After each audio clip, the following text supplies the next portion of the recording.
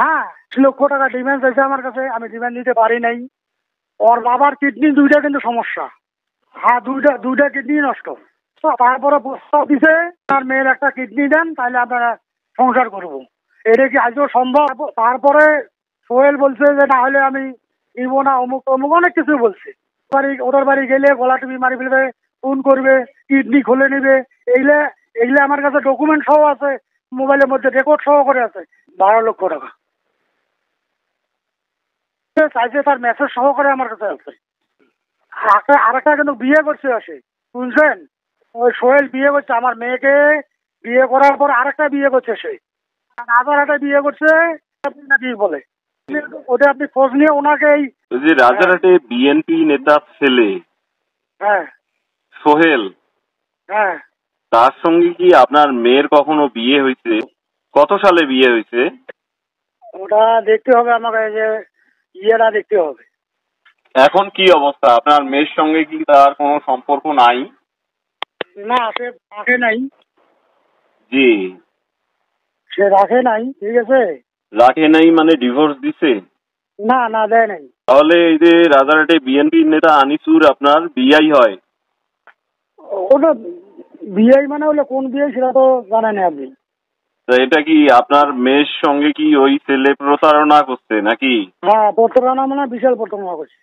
আচ্ছা, এইটা একটু ঘটনাটা একটু বলেন তো। আমার মেয়ে মাস্টার্স কমপ্লিট করছে, ঠিক আছে।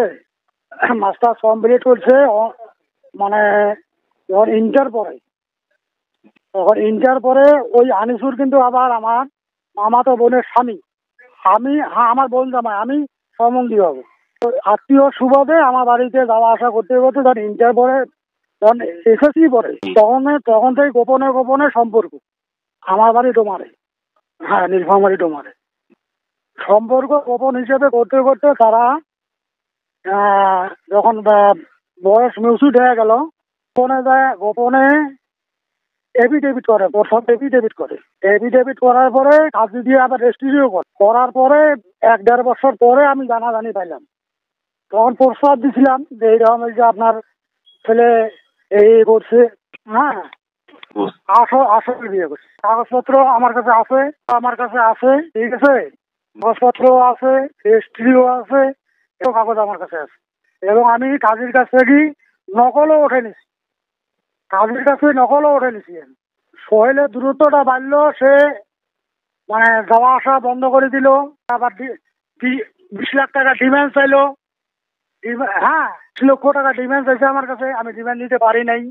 ডিমান্ড চাওয়া মানে ওর বাবার কিন্তু দুইটা, শুনেন, যেহেতু সাংবাদিক আপনার আমি মানে খোলামেলা বলি, ওর বাবার কিডনি দুইটা কিন্তু সমস্যা। হ্যাঁ, দুইটা দুইটা কিডনি নষ্ট।